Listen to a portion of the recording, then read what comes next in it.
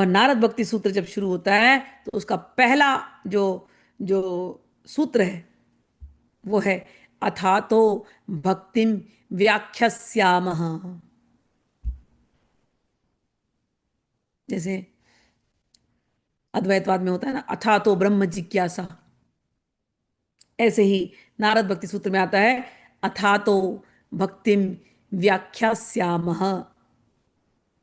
अथ अथ भक्ति की व्याख्या करेंगे। और अंत में भक्ति तत्व का नारद जी ने उपदेश किया।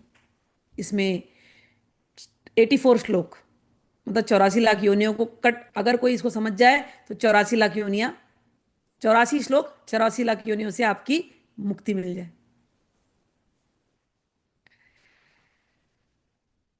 तो अथा तो भक्ति व्याख्यास्यामा, और अंत में भक्ति तत्व दिया। इन सब से सिद्ध होता है कि भक्ति जो है वो सबसे ऊंची, सबसे ऊंची। लेकिन पहला श्लोक कहा अथा तो भक्ति व्याख्यास्यामा। सुनो, बहुत सुंदर बात है। अथा तो भक्ति व्याख्यास्यामा, और दूसरा लाइन है सा त्वस्मिन् परम प्रेम रूपा। शुरू कहां से किया? अब हम भक्ति के बारे में बताएंगे, भक्ति की व्याख्यान करेंगे। वो कैसी है? वो तो परम प्रेम रूपा। तो भक्ति क्या है? भक्ति यानी वो जो परम प्रेम स्वरूपा, लोगों पर अपार कृपा करने के लिए हमको ये अथा तो ब्रह्म जी व्याख्या श्यामा से लेकर के परम प्रेम रूपा भक्ति, उसको हमको नारद जी ने दिया है। तो अब हम पढ़ते हैं अथा तो, सूत्र एक, अथा तो भक्तिम व्याख्यास्यामः। अब हम भक्ति की व्याख्या करेंगे। यहां पर अथ और अत, ये दो शब्द दिया गया है। अथ यानी ये सबकी व्याख्या उन्होंने कर दी है यहां पर, सबके कल्याण के लिए सारे व्याख्याएं पहले समझा चुके हैं। अब अब अत केवल देयरफॉर, अथ मतलब नाउ, अतः मीन्स देयरफॉर। इसका अर्थ है कि अब तक मैंने आपको सब कुछ सिखा दिया, सब आप लोग जान गए हो। Therefore now we shall try to explain. अब हम भक्ति की व्याख्या करेंगे। We shall try to explain bhakti. हमने सब कुछ आपको दे दिया है आपके कल्याण के लिए, सारे सिद्धांतों के व्याख्यान कर चुके हैं। अब जीवों के कल्याण के लिए परम कल्याणमय भक्ति के स्वरूप और साधना के व्याख्यान का की व्याख्या आरंभ करते हैं।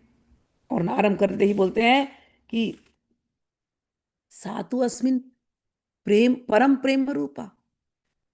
ये क्या है? कहते वह भक्ति ईश्वर के प्रति परम प्रेम रूपा है। सा, दैट, इट, टू, एंड अस्मिन, फॉर हिम, परम प्रेम रूपा। उन ईश्वर के प्रति जो परम प्रेम रूपा है वही भक्ति है।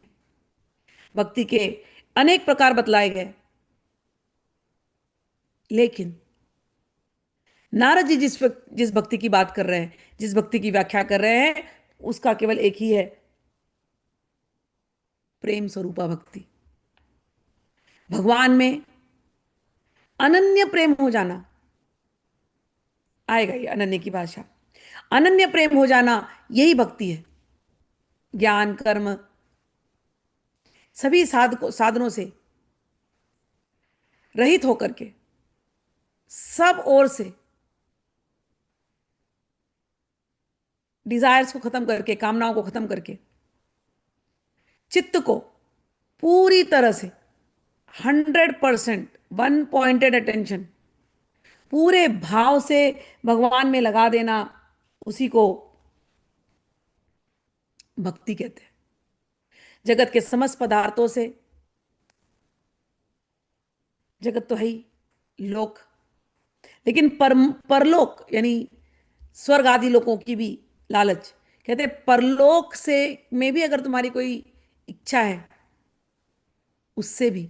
और परलोक तो क्या, परलोक से पर ऊपर मोक्ष की भी यदि इच्छा है, उससे भी चित्त को हटा करके एकमात्र भगवान में लगा देना, कि अब कोई इच्छा नहीं है, ना लौकिक, ना लौकिक, ना परलौकिक, ना मोक्ष, मोक्ष तक की भी इच्छा नहीं है।